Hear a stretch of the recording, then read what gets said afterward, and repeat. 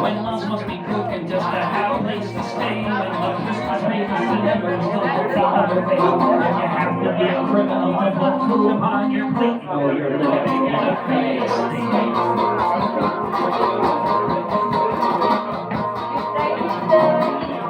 When your freaks and climate freak out, when the trees are all on fire, when half the country's underwater, when climate change denier runs the nation. And the opposition argues for oil rigs and pipelines. It's not so much a country as it is a corporation. And buckling under its weight, you're living in a failed state.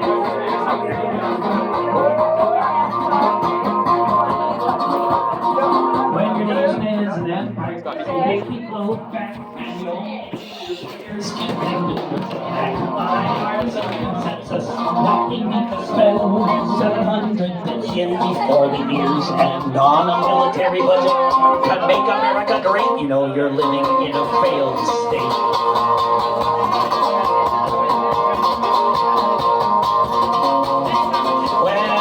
Every day, some psycho with a gun has to open fire on the crowd before it's done. When a music festival becomes a free fire zone, and all we can say is it's okay now he was acting alone. Buy some armor, pray to God, and hide behind the gate. You're living in a failed state. You're living in a failed state. You're living in a failed state.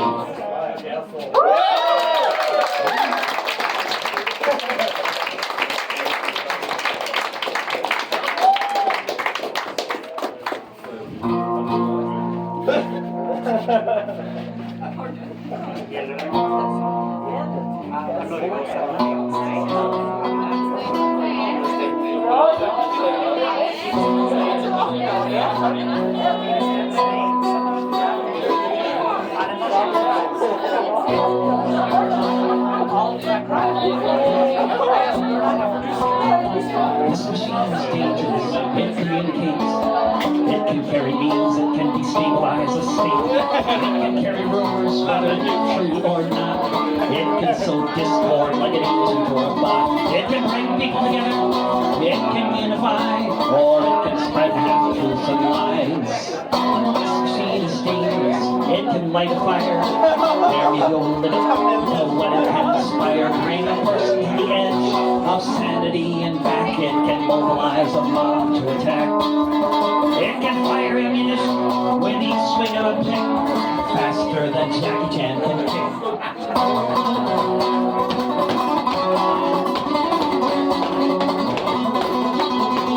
This machine is dangerous. It's locked and loaded. Each string is a grenade that hasn't yet exploded because it exists here in the world on the net. Whether it's on Twitch or on a TV set, with words ideas can spread, each one a potential bullet in the head.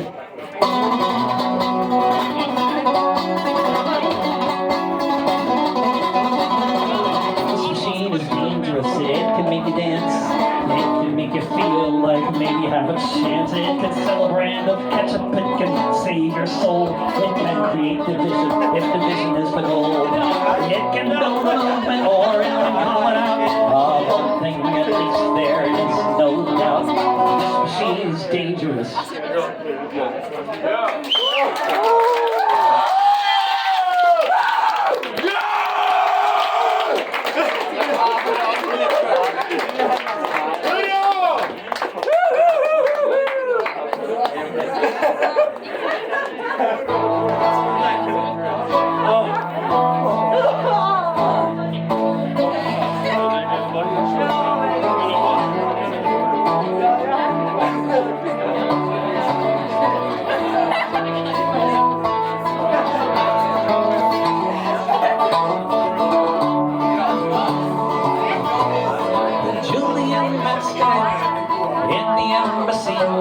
In the only room for 7 years that he would ever see. Guarded by police, with cops on every street. An unusual situation for the first time you see. When Julian met Stella, the time they spent was increasingly within the walls of a little tent, where they could have some privacy from the ever-present gaze, under which he was spending all his nights and days. When Julian met Stella, there was the chance of grace. Perhaps the president would decide to drop the case. They had 2 children beneath the watchful eyes of the Americans and British and all kinds of other spies. When Julian met Stella on Embassy Road was before he was abducted and forced to go to Belmarsh prison without a chance to speak, awaiting the extradition that the USA seeks. When Julian met Stella, the folks at the UN and people all around the world spoke out then. This journalist belongs among the free, not in prison for exposing crimes against humanity. When Julian met Stella,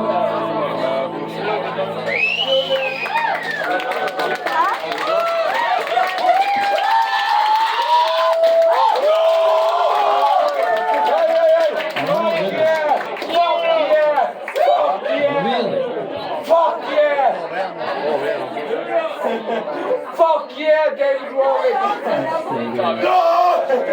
Fuck yeah, man!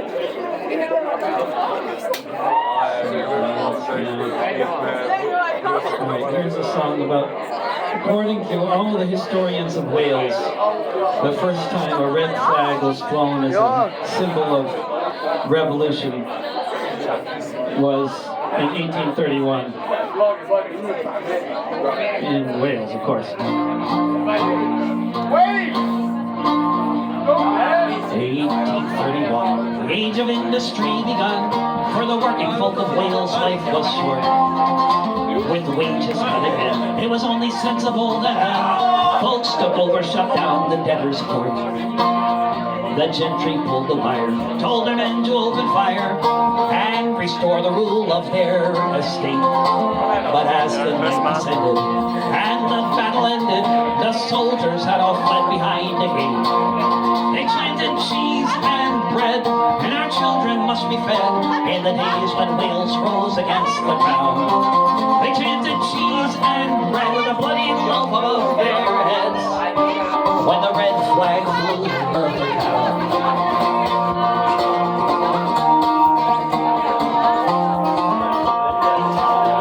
The message went out east and west to put the gentry to the test. The cavalry was ambushed and turned back. After so long playing defense, the time had come now when the workers were the ones on the attack.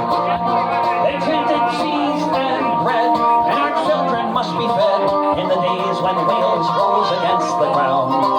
They chanted cheese and bread with a bloody loaf above their heads when the red flag flew in Merthyr Town.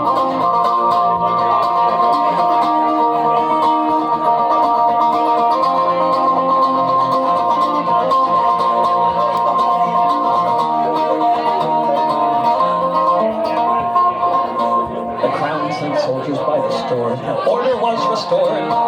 Then came Dick Penderyn's execution, another martyr for the cause, meant to give us pause the next time people call for revolution. They chanted cheese and bread, and our children must be fed in the days when Wales rose against the crown. They chanted cheese and bread with a bloody loaf above their heads when the red flag flew in Merthyr Town.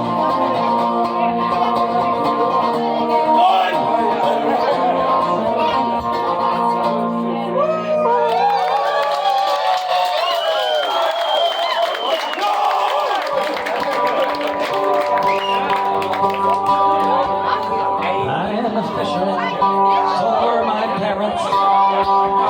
Here in Cordova on Princeton Sound, I'm not a tree hugger, but I love the mountains and hauling in the giln that with the ocean all around. Life was good here. You could raise a family with 100,000 tons of herring sent out every year. 1989, the tanker grounded. Nothing's ever been the same around here.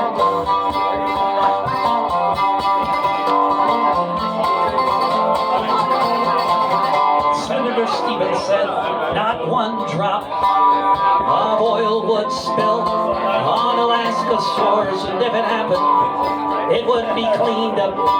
But our beaches were still covered, as was the ocean floor. 4 years passed, each run collapsed. It was then we knew for sure the herring weren't coming back. Exxon's promises of compensation were about as empty as a used up paper sack.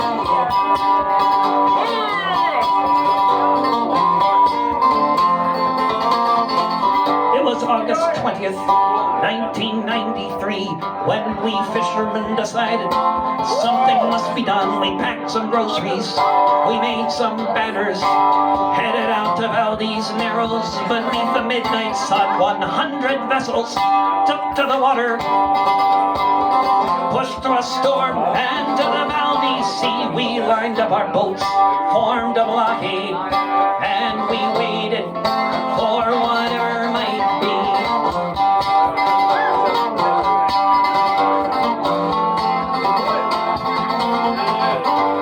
A tanker was approaching. It was a sight to see there in the twilight of the day. We saw it turning.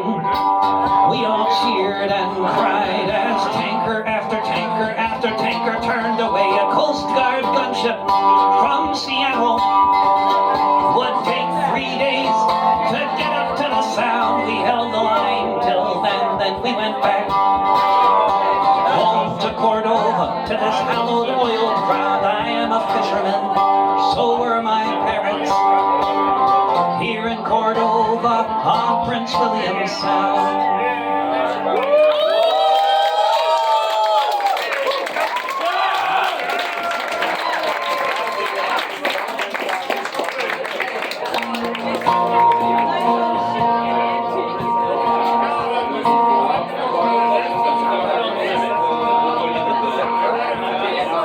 I'll tell you a little story about a windmill. The first big industrial windmill, well, they built one. There were folks trying to build one in Germany, and it fell over. So then there are a very large collection of hippies building one in Denmark that is still running today. It was in the 1970s. The fuel crisis had begun. The choices were presented to us as if we had none. Leaders of industry said they could solve the problem by mastering the power of the radioactive atom. Some folks in western Jutland got a notion in their heads. They thought there might be something they could offer up instead. A few hundred people gathered at a little place called Tvind and declared their will to harness the power of the wind. We're gonna build the biggest windmill in the world. We're gonna build the biggest windmill in the world. There were many who said their science wasn't sound, that such a mighty wind would simply topple to the ground. Some of them were scientists, the vast majority were not, but they knew with years of effort you could do a lot. Word about the project spread far and wide. 100,000 visitors came to help and to advise. Till one day these windmill builders drove in with a crane and lifted up their giant wings with a mighty chain. We're gonna build the biggest windmill in the world. We're gonna build the biggest windmill in the world. Biggest windmill. When Fincraft was completed, it reached up to the sky. Its wings churned in the air at 54 meters high. The critics all fell silent. No one now was jeering as even industry agreed this was some damn fine engineering. The wind regaled Jutland from the North Atlantic Sea as it was seamlessly converted into electricity. It was power for the people, leukemia for none, when they declared in Denmark, just south of the midnight sun. We're gonna build the biggest biggest windmill in the world. We're gonna build the biggest windmill in the world. They gave away the patents. They said knowledge should be free. And their plans were copied by a newborn industry. Soon Denmark would be known as a windmill building nation. And it all started with some hippies at the Windcraft Power Station. Debates were held in Parliament about which way things should go. Build a nuclear reactor, the majority said no. It could have gone quite differently in much of the world, it did, except for those in old war who said we're getting off the grid. We're gonna build the biggest windmill in the world. We're gonna build the biggest windmill in the world. We're gonna build the biggest windmill in the world. We're gonna build the biggest windmill in the world.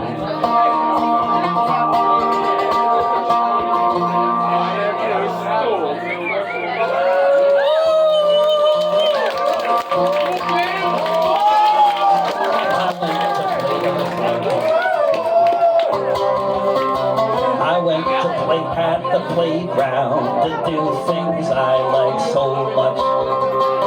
Run with my friends, play make-believe, swing on the swings and such. But this morning I went to the playground and bullies were guarding the swings. They knocked over the slide, dumped out the sandbox, took away all of our things. This playground is run by bullies, and they're all so big and mean. But this playground was made for all of us, and we're gonna change this scene.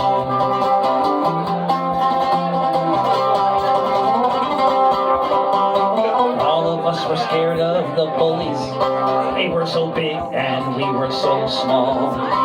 Till somebody said if we organize, we could be 10 feet tall.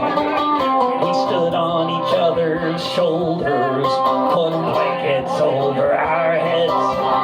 We looked like monsters and we roared like lions, and those bullies ran home and hid under their beds. This playground, it was run by bullies, and they're all so big and mean. But this playground was made for all of us, and we're gonna change this scene.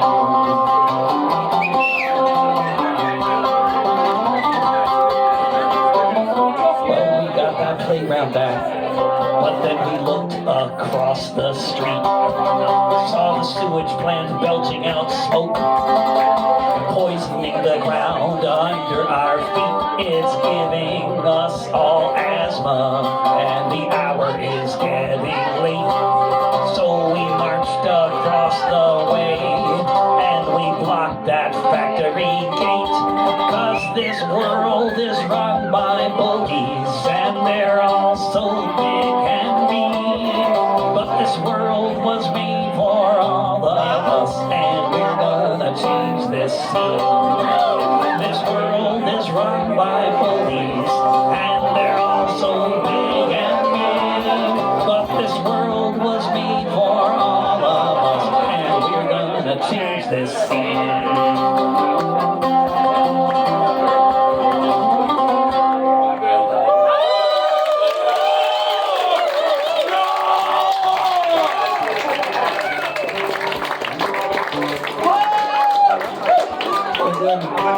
We're doing a little miniature children's concert here. I went outside one day and no, that's the wrong key. Fuck yeah! I went outside one day and a man was standing there. He had a great big beard and lots of hair. He said, "Won't you come down to the shore and join my jolly crew? We'll wander around the world beneath the skies of blue. We'll sail upon the 7 seas, travel near and far. Take from the rich and give to the poor and say har, har, har, har." We'll go out on the ocean, and when the coast is clear, we'll eat birthday cake, each stay up to here. We'll land on a little island, then we'll form a choir, blow on whistles and kazoo, and dance around a fire. We'll sail seven seas, travel near and far. Take from the rich and give to the poor and say har, har, har, har.